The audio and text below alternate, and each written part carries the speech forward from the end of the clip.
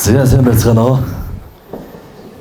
Бүгдэнд нь энэ орой мэндийг хүргэе. Тэгээд Fuck Off Night-ыг бол би мэднэ 2-3 удаа энэ үйл ажиллагаанд ирж оролцож ирсэн, сонирхож ирсэн Монголын үлгэр жишээ болсон мундаг бизнесмэнүүд. За тэр дундаа өнөөдөр би юу хийсэн бэ биш, тэр хүн өөрөө юу хийж чадсан гэдг нь өөрөөр нь ярихгүй биднэрт илт байдаг. Тэр хүмүүс өнөөдөр оролцоод тэр амжилтанд хүрсэн хүмүүс яаж fuck up болж ирсэн бэ гэдгийг сонирх зорилгоор ирээд одоо энэ Fuck Off Night-ийн бас нэгэн шүтэн бишгч болоод байнга одоо та бүгдийн суудлын дээрээс үздэг байсан энэ хүн өнөөдөр энэ суудлын дээр гарч ирэх завшаан гэх юм чи одоо боломж олдож байгаад баяртай байна. Гэхдээ маш их ичиж байна, бас маш их сандарч байна. Яагаад гэвэл би тэр хүмүүсийн хэмжээнд биш. Миний амжилт өнөөдөр та нарт тодорхой биш.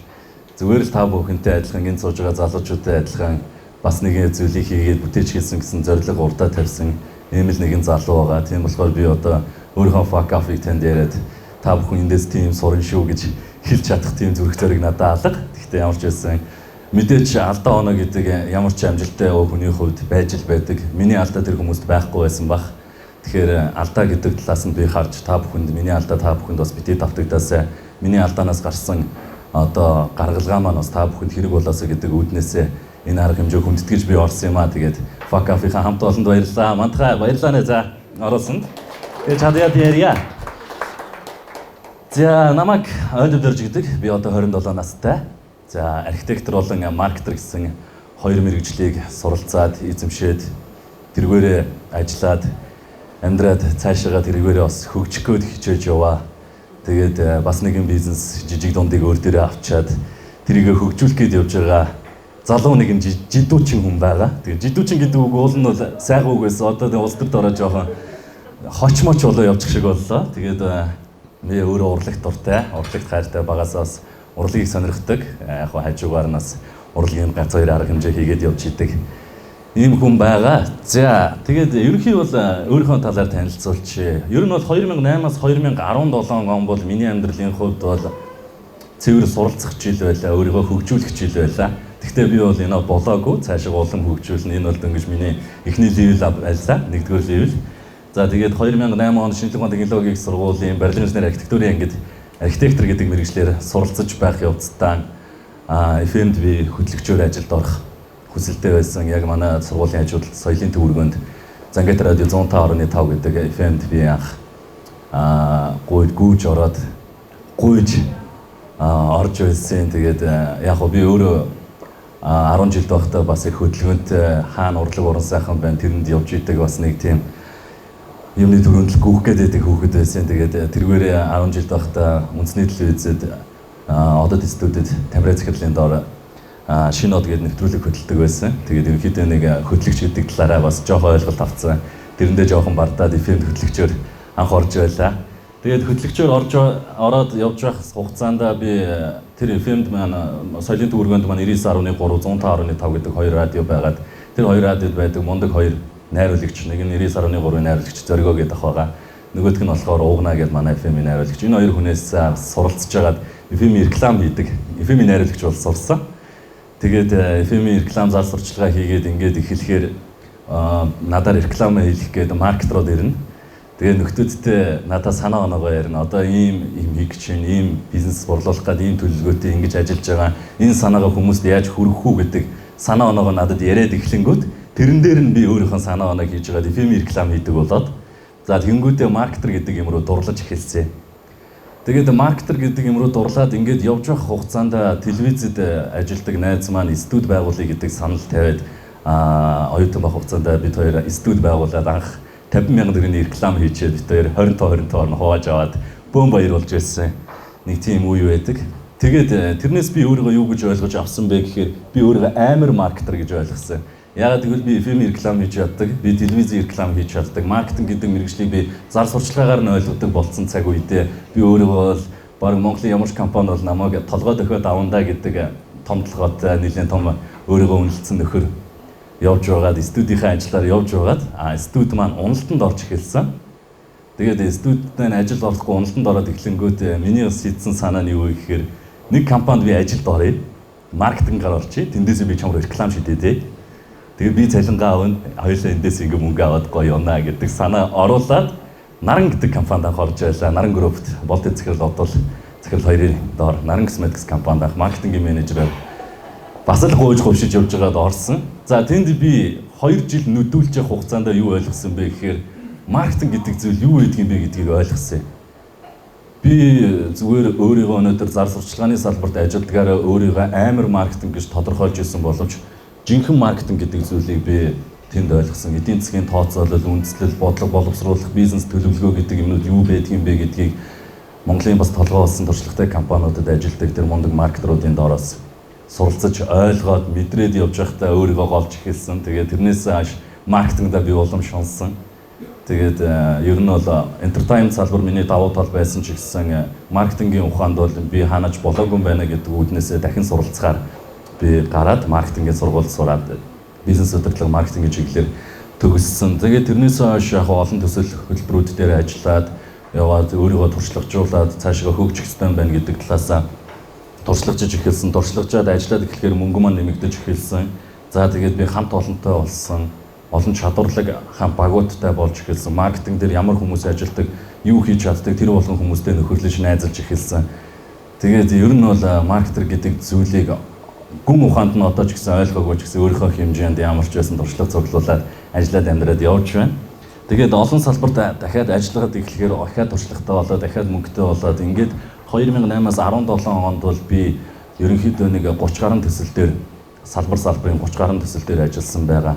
Кино болон бизнес, ивент, арга хэмжээ, форум, хөрөнгө оруулалт юу байдгийг миний оржуулах намайг голохгүй салбар болгон руу би оролцож, суралцаж тэр болгоноос чадварлаг хүмүүсийг мэдэрч тэндээс олон ментор зөвлөхүүдийг авч ингэж явсан. Тэгээд тэндээсээ би дахиад өөрийгөө амбицлж эхэлсэн. Юу гэхээр маркетинг консалтингийн чиглэлээр ер нь Монголда нэлээд толгой зөхөн Phil Kotler шиг дэлхийн давцанд гарсан мундаг маркетер болохыг хичээ. Монголынхон 3 сая хүндээ бас толгой зөхиөл нэг 3 сая хүндээ хөөрхөн тоглолт хийгээд эдийн засаг дээр нь тоглоод нэг маркетинг хийждэг. Мундаг хүн баятаа гэсэн өөрийгөө том амбицтай явж исэн боловч одоо миний fuck up гэж байна шүү. Гэр бүлийн бизнес маань уналтанд орсон юм. 2017 оны 7 сар хар өдөр. Тэр юу гэж байгаа вэ гэхээр би бол өөрөө бие даагаад яваад ингээд суралцсан гэр бүлийнхаа бизнес төдийлөн оролцдог. Ер нь бол нэг гэр бүлтэйгээ бас харилцаад байдгүй. Аав ээж маань болоод явж байгаа. Ингээд ийм нөхцөлд бол нэг тэр бизнес руу яваад байдгүй. Аав ээж маань 2013 оноос хойш их булгийн ихэр гэдэг компанийг байгуулад тэнд бүгд найрамд хятад ард улсаас дахианы махыг импортоор оруулж ирж дотоодын зах зээл нийлүүлдэг. Тэгээд тэндээсээ бас мөнгө олдог. Тэгээд явцын донд анх бол нөгөө нэг туул ажиллаж оруулдаг байсан. Тэгээд сүүлдээ амжилгаа цагаанаар оруулдаг болоод анхных нь хөрөнгө нь амжилгаа цагаантай болоод ингээд явж байсан 13 оноос хойш мундаг явсан аавч маань. Тэгээд яг хөө бизнес нь өргөжж томроод баггүй хэмжээний мөнгөөр эргэлдэн эхлээд энэ явж байхын цаг үед хамтрагчтай болоод бизнес хамтрагчтай болоод хятад түнштэй болоод ингээд явж исэн. Гэтэл 2017 оны 7 сард яасан бэ гэхээр хятад хөрөнгө оруулагч маань гинт хөрөнгөө татцсан. Зүгээр л хөрөнгөө татцсан. Эндээс манай fuck up ихэлсэн. Яагаад гэвэл манай аав ээжийн дараагийн хийж исэн төлөвлөгөө нь бол дотооддоо үйлдвэрлэл байгуулалтыг бүтээн байгуулалт хийгээд зорилгодоор хаан улд үүрэгт бид нэр үйлдвэр барьж эхэлж ирсэн. Яг тэр цаг үед хөрөнгө оруулагч хөрөнгөө татснаар бид нэр асар хэмжээний уналтанд орсон. Үндсэн бизнес маань тэр чигтээ байхгүй болсон. Энэ дээр ямар алдаа гарсан бэ гэхээр аав ээж маань хувьд бол хөрөнгө оруулагчтай хөрөнгө оруулалтын гэрээ хийгээгүй зүгээр ихтгэлцлийн төвшөнд найз нөхдийн төвшөнд 15 оноос хойш явцсан 2-3 жил ингээд цуг явцсан болохоор гэрээ хийгээгүй. Дээрээс нь тооцоолоогүй их хөрөнгө оруулалтыг хийсэн. Бүтээн байгуулалтанд асар их хөрөнгө оруулалтыг хийсэн. Дараагийнхаа орлогоноос болгоно гэдэг зөв бодолтойгоор зүгээр л нөгөө нэг зах зээлийнхаа нөгөө нэг хар тооцоогоор ингээд хөрөнгө оруулалт хийсэн. Тэгээд тэрнээсээ болоод алдаад шууд 0 биш бүр хасах төвшин лөө хэдэн зугаар цагаар хэмжигдэх хэмжээний өрн бомж эхэлж байгаа манай бизнес. Тэгээд миний fuck up юу байсан бэ гэхээр өнөөдөр би 2008-аас 17 хүн хүртэлх амжилтаа яриад өөрийгөө хин гэдгээ тодорхойлсон мөртлөө энэ бизнес дээр би яг одоо энэ гэрээ хийгээгүй тооцоолоогүй хөрөнгө оруулалт гэдгийг би өөрөө 17 онд орж ирэнгүүтээ харсан, хамгийн түрүүнд харсан. Тэгээд яагаад би эртхэн харж чадаагүй юм бэ гэдэг асуудал гарч ирж байгаа байхгүй юу? Тэгэхээр би хизээч өөрийгөө мундаг бизнесмен, мундаг маркетинг өөрийгөө хөгжүүлж чадсан гэж хэлэх нүргүй болсон л доо. Ийм л юм болсон. Тэгээд миний хувьд бол оролцоогүй, аав ээжийнхээ бизнест оролцож чадаагүй.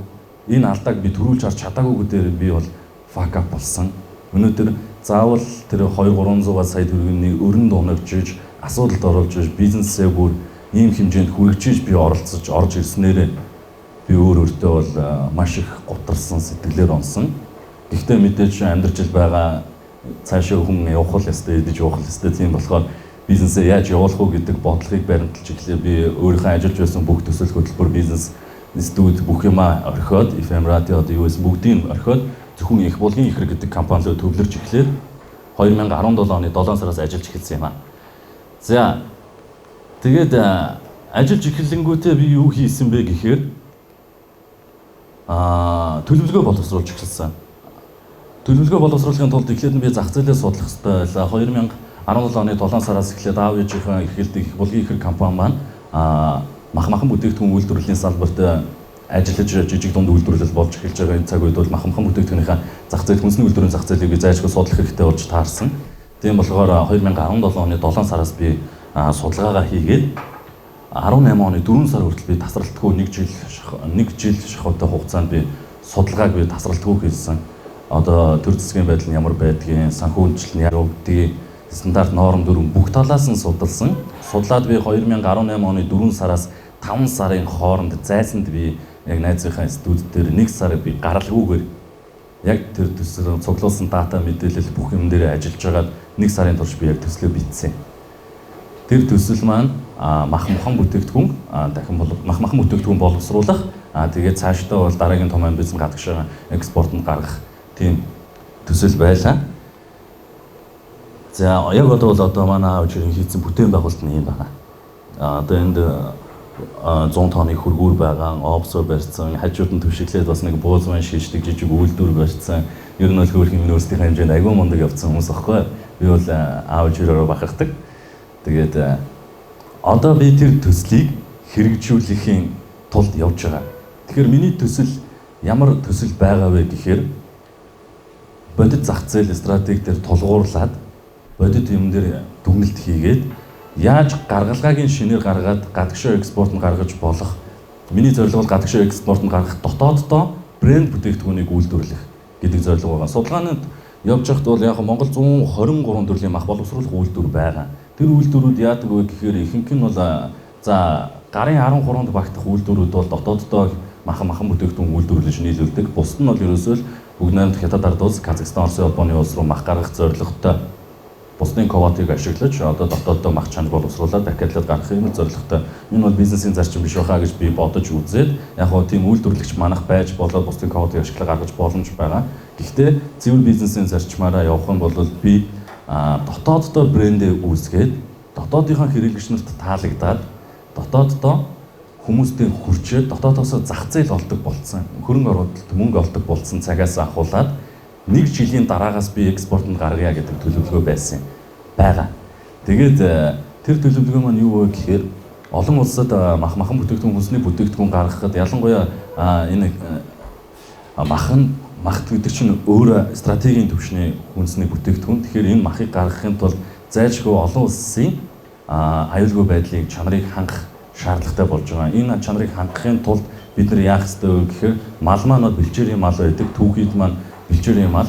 Тэгэхээр тэр малыг шууд одоо байдлаар махуулгаар гаргах боломжгүй. Тэгэхээр хоёр төвчт одоо дамжлага буюу хагас боловсруулсан бүтээгдэхүүн болж гаргах боломж байгаа. Тэгж гаргадаг компаниуд бол одоо тэр 123 компани байгаа байхгүй.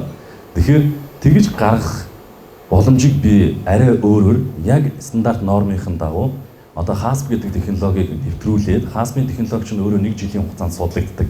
Тэр технологиг нэвтрүүлээд тэгээд тэргүүрээ махаа гаргая. Жилийн хугацаанд туршиж явах хоорондоо би Torovent гэдэг брэнд бүтээгдэхүүнийг дотооддоо нийлүүлээд хагас боловсруулсан бүтээгдэхүүнийг дотооддоо нийлүүлээд бас нэг том амбиц маань юу байсан бэ гэхээр бүрэн автоматжсан үйлдвэрийн технологиг боловсруулах боломж надад байгаа болов уу гэж харсан. Ер нь бол мах одоо мэргэжлийн хяналтын ерөнхий газар болон бусад газруудаас тавьж байгаа шаардлагын хүрээнд хүнсний бүтээгдэхүүний одоо энэ үйлдвэрлэлийн урсгал нь хоорондоо огтлцохгүй байх ёстой гэдэг юм байгаа. Тэгэхээр би тэрийг яаж гаргах боломж байгаа вэ гэхээр миний нөгөө сурсан архитектор гэдэг мэргэжлийнхаа нэг онцлогийг ашиглаж автоматжуулсан хамгийн боломжтой одоо жижиг манай үйлдвэр чинь жижиг орон сууцны байранд багтаж байгаа шүү дээ. Тэгэхээр тэрэндээ хооронд нь огтлцуулахгүйгээр технологиг боловсруулъя гэдэг үүднээсээ ярьж байгаад мэдээж нөгөө нэг 8 оноос хойш 17 он хүртэл хамт ажилласан найз нөхөд одоо IT-ийн салбарт ажиллаж исэн техник технологичид бүгдийг цуглуулж байгаад тэр найзуудтайгаа ярьж байгаад үйлдвэрлэлийн технологи боловсруулад үйлдвэрийнхээ байрыг бас архитектор найзуудтайгаа ярьж байгаад үйлдвэрийнхээ байрыг гаргасан. Тэгээд энэ төслөө бүрэн дуусгасныхаа дараа би өгөөжийн Түмэн гэрэл захирал дээр очиж үзүүлсэн. Энэ төсөл маань ийм байгаамаа яаж байна гэж Түмэн гэрэл захирлаас дахиад би даалгавар авсан. Дээрээс нь би одоо энэ Боингийн жагаагаа дээр очижсэн. За тэгээд ер нь Монгол бизнес хийдэг мундгууд бүх хүмүүс дээр очиж төслөө танилцуулаад тэрэн дээрээ даалгавар аваад тэрийгээ дахиж сайжруулж явж байгаад дараа нь мэрэгжлийн хяналтын ерөнхий газрын яг махан бүтээгдэхүүн хариуцсан мэрэгчлэн дээр нь гуйж очиж байгаад төслөө танилцуулаад дахиж зурган дээрээ даалгавар авсны дараагаар би амар мотивац авсан. Тэрний урам авсан тэрний юу гэхээр энэ үйлдвэрийн одоо үйлдвэрлэх технологи бол Монголд байж болох хамгийн зөв технологи болж чадж байна үйлдвэрийн байр чинь. Тэгэхээр чи яг энэгээрээ яв. Мэргэжлийн хяналтаас чамд юу ч хэлэхгүй. Хятадаас өгсөн хятадын мэргэжлийн хяналтаас өгсөн бас тэр одоо стандарт одоо шаардлагуудыг ч гэсэн би судалж үзсэн. Тэгэхээр энэ болгоныг ингээд шингээгээд ингэсэн болохоор ямар ч асуудал алгаа миний төвчээрээ гэдэг надад маш урам өгсөн. Тэгээд үргэлжлүүлээд би дараагийнхаа боловсруулалтыг хийж эхэлсэн. Брендинг үүсгэхдээ яах вэ гэдэг дээр яг энэ дээр одоо Монголд бас чадварлаг одоо брэнд хийдэг залуучууд юу гэдэг тэнгүүтээ тэр болгон хүмүүстэй уулзаад Торо банд гэдэг бүтээгдэхүүнийхээ өнгө төрхийг тодорхойлоод бүх юмнуудаа гаргаад сав баглаа бодол бүгднгийнх нь өнгө төрхүүдийг гаргуулад тэр хүмүүс маань хамгийн гоё надад маш боломжийн үнээр иргэн төлөв нөхцөлтэйгээр тусалсан. Тэгээд тэр найзуудтайгаа ярьж байгаа дотооддоо бас нэг брэнд үүсгэх бүх нөхцөлөө гаргаад ирсэн. Одоо би ямар асуудалтай байгаа вэ гэхээр өнөөдөр миний төсөл бүх шатандаа бэлэн болцсон. Хэрэгжихэд бэлэн өөрийнхөө хэмжээнд би байж болох бүх хөрөнгө оруулалтаа хийгээд үйлдвэрийнхээ суурийн цутгалтыг эхлүүлсэн явж байгаа. Гэхдээ надад дахиад мөнгө тутаж байгаа. Энэ дээр би бүгд найрамд Хятад ард улс руу зөндөө хандлт тавьсан. Жижиг дунд үйлдвэрлэлийг дэмжих санг судалж үзсэн. За тэгээд Батлан даалтын сан, зээлийн Батлан даалтын сан Монголд байж болох бүх зээлийн асуудлуудыг судалж үзсэн. Үнэхээр хэцүү байлээ. Тэгээд яг одоо бол би дараагийнхаа төлөвлөгөөг урт шатанд гаргаж эхэлж байгаа. Нэг доор нь ингэж болохгүй юм байна да. Тэгвэл урт шатанд эхлээд жижиг үйлдвэрийн технологиг ашиглаад явж байгаад хөгжүүлж явж байгаад дараагийнхаа төвшөнд нь энэ үйлдвэрээ босгож ирдэ гэдэг нэг юм зорилго тавьсан ажиллаж байгаа. Яг банкнаас дээрээс нь манайх 170 гаруй сая төгрөгийн зээл авсан. Одоо бол үйлдвэр маань 4 сая гаруй төгрөгийн ашигтай цэвэр ашигтай ажиллаж байгаа. Гэтэл би банкнд 7.5 сая төгрөгийн хүйдүүлдэг. Тэгэхээр хасах баланс бол надад супер нөлөөлдөг. Тэр хасах балансаа би яаж нөхдөг вэ гэхээр яг одоо нөгөө нэг өөрөөсөө ордог орлогоос ингээд одоохондоо нөхөд ингээд явж байгаа. Хэрвээ магадгүй жижиг дунд үйлдвэрлэлийг дэмжих сан намайг дэмжээд үнэхээр тэр 3% гэдэг бол амар том боломж байхгүй надад. Тэр зээлийг олгож чадах юм бол би өнөөдөр манай ажил дээр 7 хүний ажлын байр байдаг. Би тэр хүмүүсийнхээ нийгмийн даатгалыг төлөөд ингээд явж байгаа. Гэхдээ хэрвээ миний хөрөнгө оруулалт орж ирээд ингэж чадах юм бол би ажлын байраа 4 дахин нэмэгдүүлж чадна. Би мэдээж хангалттай татварыг төлөх хэмжээнд байж чадна. Яг бол одоо манай үйлдвэрлэж байгаа бүтээгдэхүүнүүд энэ л да. Бууз баш яг жижиг үйлдвэрлэлээ тулгуурлаад янз янзын бүтээгдэхүүнүүдийг үйлдвэрлээд үзээд байгаа. Туршаад хүмүүс юу сонирхож байна, юун дээр ажиллаж болохоор байна. За тэгээд ингээд явж байхад бол одоо миний цаг хугацаа бол надад маш үнцэнтэй болж байгаа. Яагаад гэвэл би сар болгон хүйдүүлнэ. Тийм болохоор би сар болгон энэ хүнийг мөнгийг төлөхийн тулд би илүү яаж ажиллах боломжтой, ажилчдаа илүү яаж ажилуулах боломжтой вэ гэдэг асуудал яригдаж байгаа. Гэхдээ энэ бол төр зүрийн цаг хугацааны асуудал. Магадгүй би тэр хөрөнгө оруулалтгүйгээр би тодорхой цаг хугацаанд энэ асуудлыг шийдэж чадах байх гэдэг надад нэг тийм зорилго байгаа. Яагаад гэвэл би өөрийнхөө бичсэн төсөл дээр бардам байж чадж байгаа. Яагаад тэгэхээр тэнд надад зөвлөсөн, нөлөөлсөн хүмүүс эргээд надад өгж байгаа үнэлгээ маань лайк байсан. Тийм болохоор би төсөлтөө бас өөрийгөө бас чадж байгаа байхаа гэдэг нэг өөртөө нэг тийм урам өгөөд ажиллаж байгаа нэг юм бизнес эрхлэгч байгаа. Тэгээд ерөнхийдөө бол миний ганц ойлгосон юм юу вэ гэхээр хизээч хүнд ч найдах боломж байдгүй юм байна. Ялангуяа мөнгө төгрөгийн асуудал гараад ирэхээр бүх хүмүүсийн зан характер бүх юмуд танигддаг. Найз нөхөд ойр дотны хүмүүс Окей, чи наадах эртхэн хэлэхгүй яасан бэ? Би чам руу маргааш шилжүүлчээ чи асуудал байхгүй гэж манай одоо надтай цуг ажиллаж байсан мундаг ах нар тэгж яриад маргааш таны залгсан дугаар холбогдох боломжгүй байна. Уучлаарай радиод орчоо гэдэг л асуудал яригдчихэв. Би маш олон тийм утасны дуудлагыг сонссон. Тийм болохоор ерөөсөө л энэ бүх зүйлээс ойлгох юм бид нэр залуу хүмүүс хийж бүтээгдсэн зорилго байгуул хийгээл гарна. Яг гоо тодорхой хэмжээний мөнгөний дарамт байгаа ч гэсэн энэ зүйлийг даваад гарах чадвар надад биш миний багт байгаа, миний найз нөхдөд байгаа, намайг дэмжих хамт олонд байгаа. Тэгээд энд байгаа хүн болгоомж гэсэн бас өөр нэгэн бизнесийг эрхэлж байгаа бизнес эрхлэгч ийм залуучууд. Тийм болохоор бүгдээрээ нийлээд бас хамтдаа амжилтанд хүрэх боломжууд байгаа байхаа гэдэгт би бас туйлын итгэлтэй байгаа. Өнөөдөр яг хөө төр засаг жижиг дунд бизнес ингээл янз янзын юм ярьж байгаа улс төрийн одоо томчуудын ойлголтны хүмүүс мөнгө төгрөг авсан гинэ тэр асуудлууд яригдчихл байгаа. Гэхдээ бол яг жижиг дунд эрхэлж байгаа хүмүүс бол бид бүгдийн толгоонд байгаа яг залуучууд бид анханаас нь юу хийгээд юунд хүрч чадах вэ гэдэг зорилгоо харцсан байхад бол бид нар бол уул нь бол яг жинхэнэ жидүүчин хүмүүс ч бол бид нар байгаа шүү. Тэгээд залуу хүмүүс бид нэр хийх юм их байгаа. Би өнөөдөр бас нэг зүйлийг үзэж байгаа кино үзэж байгаа нэг гоё юмыг ойлгосон. Чи амьдрал нь бүр ингээд өөр ширэнд ороод бүр юм fuck up болсон байсан нэг залуу дээр нэг хүн ирсэн. Чи яагаад гүнэглэхгүй байгаа юм бэ гэдгсэн чи би гүнэглээд яах юм бэ? Би амьдрчил байгаа хой зовсон ч гэсэн би инех хэвээр гэдэг юм хэлэнгүүд надад бүр аюу гой таалагдсан. Би хоол идэж байхдаа ч инех хэвээр би зодолсон ч инех хэвээр.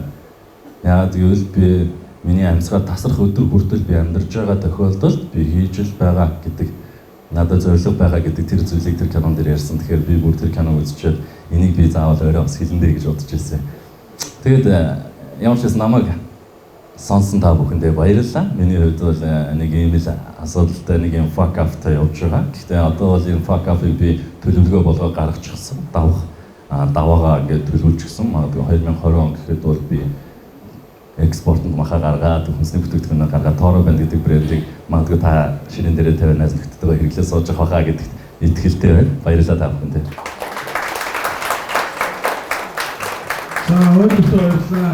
Нэг асуулт байна. Одоо нөгөө баахан хичээж байгаа үндэсний брэнд болохоор тийм Toro Band гэж болж байгаа бох тийм. Шанж Улаанбаатар хотод бол мэдхэн зөндөө байгаа. Аймагуудаар ерөнхийдөө өдөө өдөр түгээдгүү аймагуудад яаж маркетингийг санаатай байна? Тэгээ яг гоо Toro Band брэнд бол одоо дөнгөж хөгжүүлэлтийн шатанд дөнгөж эхэлж байгаа байхгүй. Технологиуд нь хэрэгжээд өмнө одоо бол бид нэр юу хийж байгаа вэ гэхээр нөгөө нэг саран бууз за тэгээд одоо энэ кафе юунуудаар нэг юм жижиг одоо юу гэдэг те оромог юу мөг бүх юмудыг тийм хүнсний хоёр харц боловсруулсан бүтээгдэхүүнүүдийг гаргаад туршаад явж байгаа. Яг Toro Band брэнд бол яаж байгаа вэ гэхээр технологийн шатанд би мэдээж технологич хүн биш. Гэхдээ би юу мэдж байгаа вэ гэхээр би зах зээл хэрэглэгчээ мэдж байгаа. Миний хэрэглэгч юу хүсэх вэ гэхээр хүнсний бүтээгдэхүүн чанартай байгаад амттай байгаад өнгө үзэмжтэй байж чадах юм бол тэр хэрэглэгч маань угаасаа аваад дахиад цаашаа дараагийн хүн санал болгох болохоор технологи тал дээр нь би өөрөө хийж чадахгүй ч гэсэн яг л саяны 8 оноос хойш 17 хүртэл миний ажилласан найз нөхөд донд мундаг технологичд мундаг олон улсад бас ажиллаад ирсэн тийм хүмүүс тэр хүмүүс маань миний технологи дээр ажиллаж байгаа. Тэгээд бас яг брендинг хөгжүүлэлт одоо яг бүтээгдэхүүний сапагла бодол дээр бас яг тийм мундаг баг найзууд маань ажиллаж байгаа. Би бол юу хийх ёстой вэ гэхээр зах зээлд яаж нийлүүлэх вэ, борлуулалтаа хэрхэн хийх вэ, хэрхэн хүнсний аюулгүй байдал хаас технологи нэвтрүүлсэн бүтээгдэхүүнийг дотоодын зах зээл дээр нийлүүлж тэрийг хэрэглэгчтэй ойлгуулах уу гэдэг л бодоо яг маркетингийнхаа чиглэлийг л жаншин шумаал барьж байгаа.